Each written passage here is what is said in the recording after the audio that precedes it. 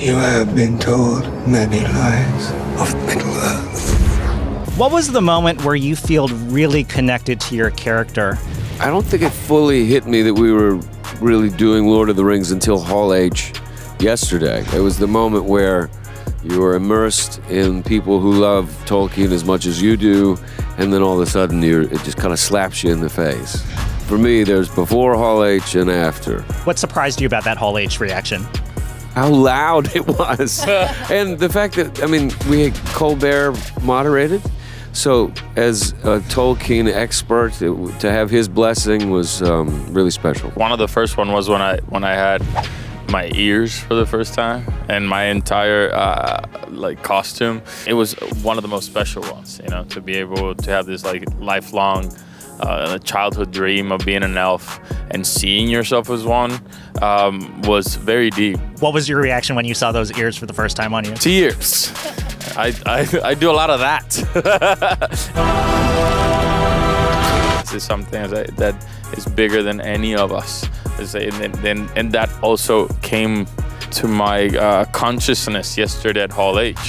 I felt that I was part of something bigger, but then I was seeing it and feeling that energy yesterday as well. So it's a proud moment, number one of thousands. When I first met Megan and Daniel and Dylan and Sarah and all the cast members that I had the privilege of working with, I think that's when I felt the most connected, because they were so believable and so present, and so that helped me feel like I had to be, and I had to embody and hopefully embody them as truthfully as they did. So that was a really important part of it, and I couldn't have done it without them. It's been multiple layers of aha moments of this is really happening. There's stepping into your costume for the first time. There's showing up to the set for the first time and looking around you and being transported to Middle-earth. Getting on a helicopter to go to location because you can't get there any other way. Watching the screening as a cast and cheering my colleagues on, my friends on, and geeking out as a fan. And then Hall H and Stephen Colbert. I'm like a kid. This is the best life. My inner kid is just gleeful right now. What is one special skill you either had to learn or developed along the way that you're really proud of the most? I had to learn a lot of skills. My character is quite active and he's a warrior, soldier, and master archer. But on top of that, he's an elf. And elven warriors use their senses as well in a very different way. So the body reflects that, the way that they step reflects that. And on top of that, my character is have the privilege of creating a new character that is not in the books. So that is total freedom for me, but again, a lot of responsibility. I made this proposal to the team actually, and they of me wanting to create something new. So we did Taekwondo, Wushu, Kung Fu, and brought Brazilian martial art capoeira, and also I did all my wire work. So 98% of what you see on screen, or what you will see on screen, is myself. So there was a lot of learning. Not being able to constantly act with your scene partner and working with scale doubles, which, they were amazing, and having to find another way to prepare and build a dynamic between yourself and, another actor when you may not be sharing the screen at the same time.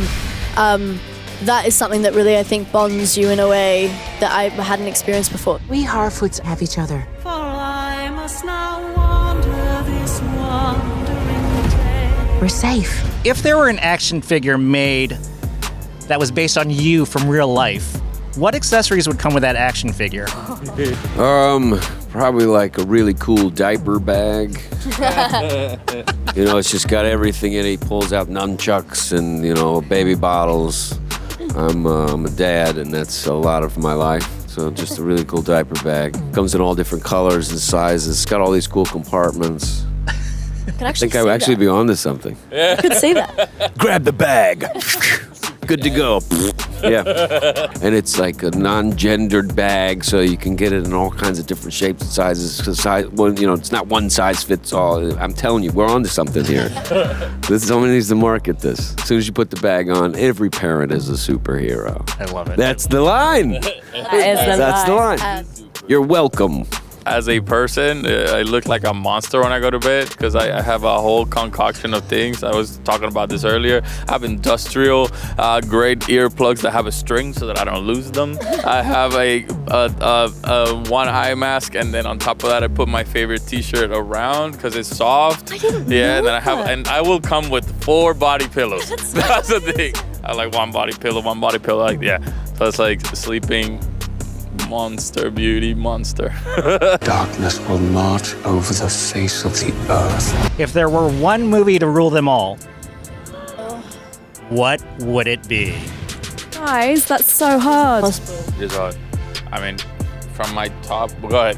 You seem sure. I just Parasite. It functions on so many levels. I mean, you could almost make the case that it's a genre movie if you wanted to, but it has suspense, humor.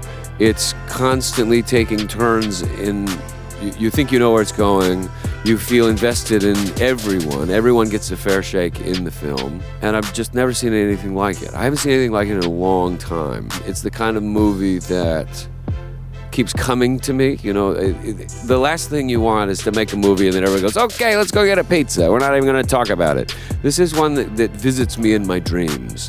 And that you can rewatch and see something new every time. Whether or not you can watch it and just watch how it's framed. You know, that the upstairs, downstairs is illustrated in a shot repeatedly over and over again through the film.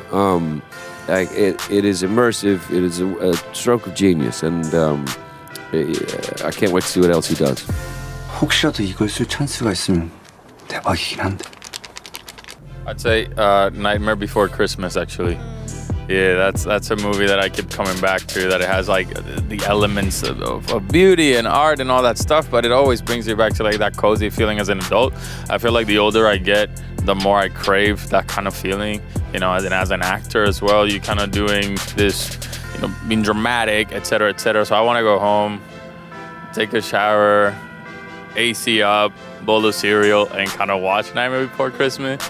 And Jumanji's a close second, the original one. Thanks, I've seen it. I just recently watched Gaslight, the 1944 Ingrid Bergman film, and I fell in love with it. For that era, I'm just blown away by the filmmaking, the acting, all of it. Always, oh my dear.